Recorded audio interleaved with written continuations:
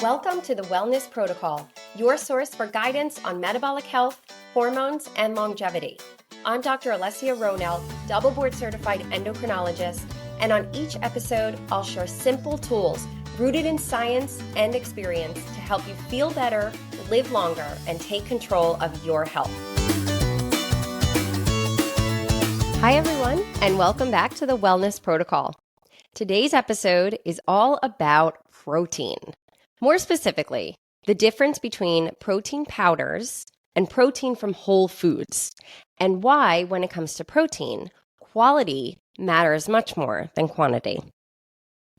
If you're someone who grabs a protein shake every morning, or you're just trying to meet your protein goals, this episode is going to give you a clear, science-backed understanding of what your body actually needs. So let's get into it. First, let's talk about the basics of protein.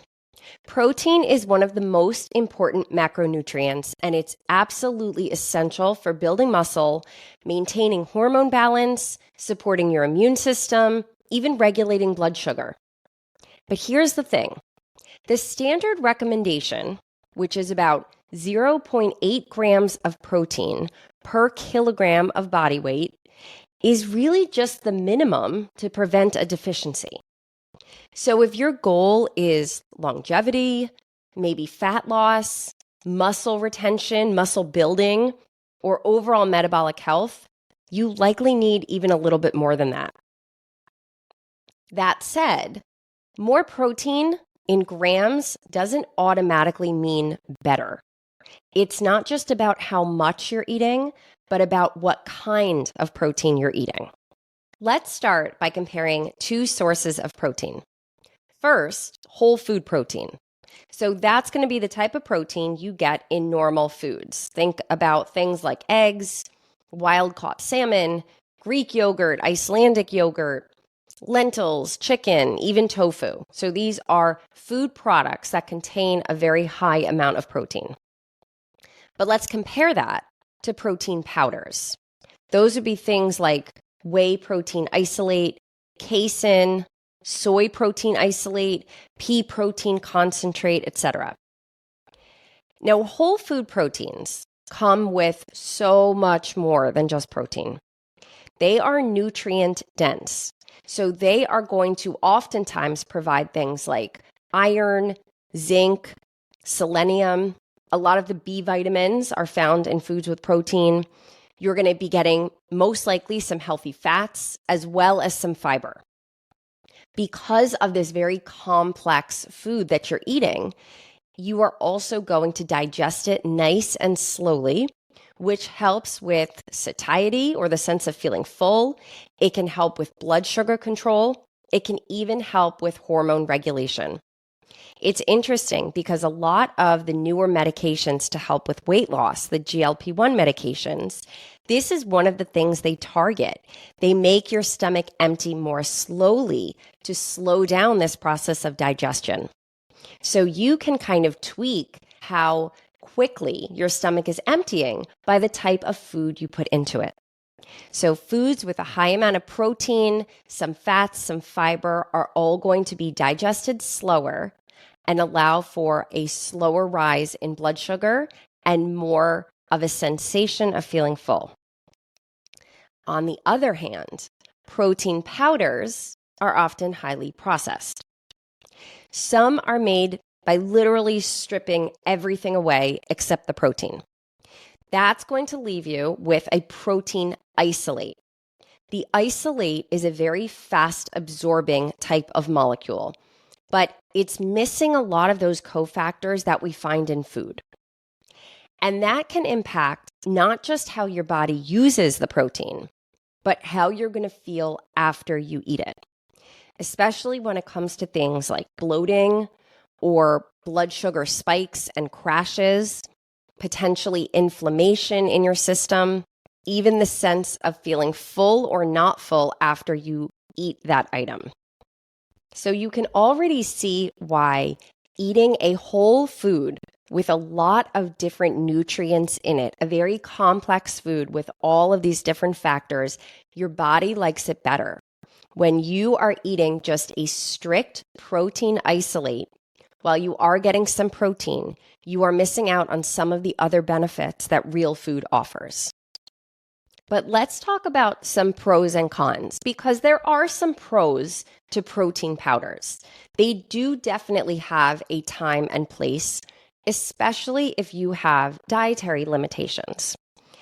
Now, some of the pros, I would say number one is convenience. They're readily available. You can mix some of these items into just some water. You can mix it into some milk. You can pour it into some yogurt. You can really mix these powders with a lot of things you're already eating or drinking just to add a little bit of extra protein. They're also easy to store.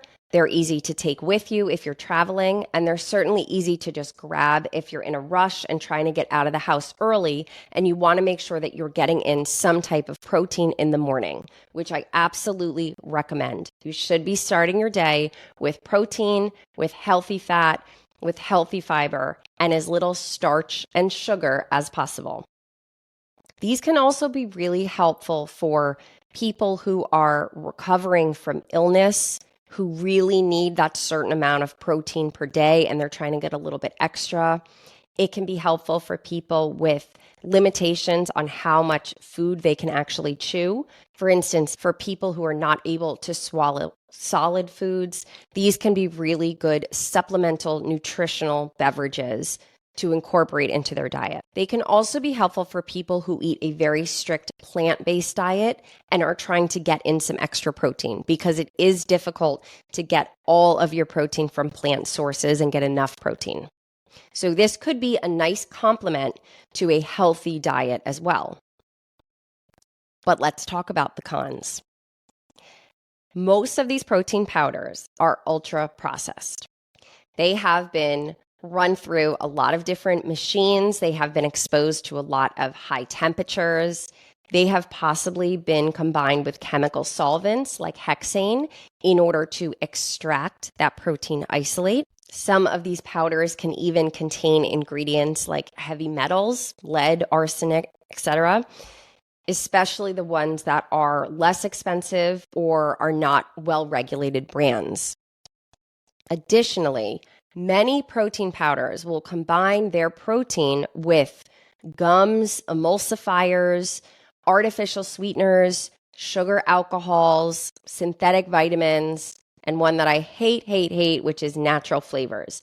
Remember, natural flavors is a catch-all term for possibly up to 100 ingredients that the companies do not need to disclose.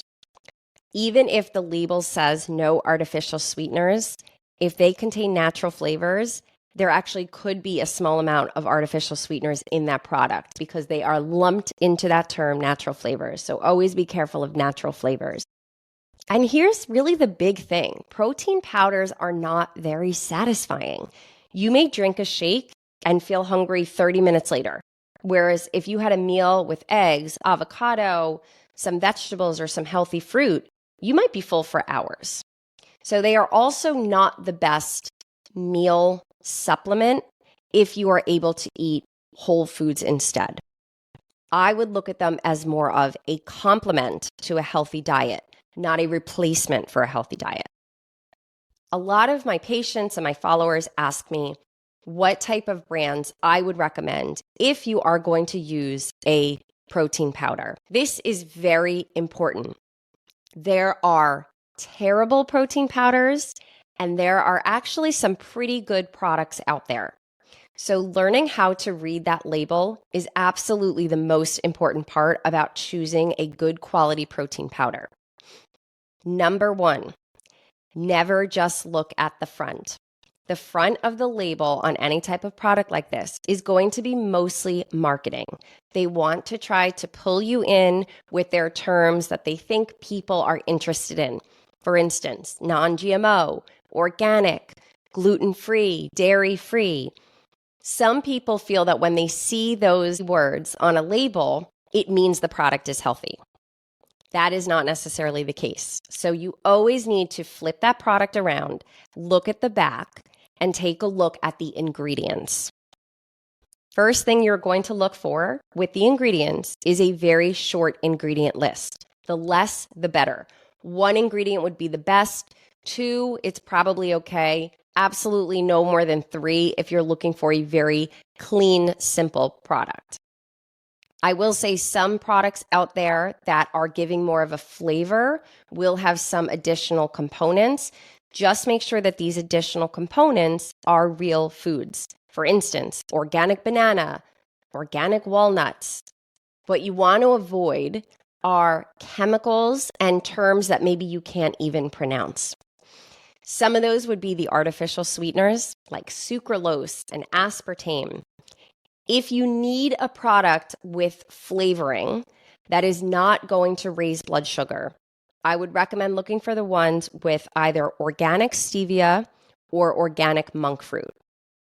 While I personally do not use these products on a daily basis, they are a good option for people looking for a product that is sweet without having the side effect of raising blood sugar.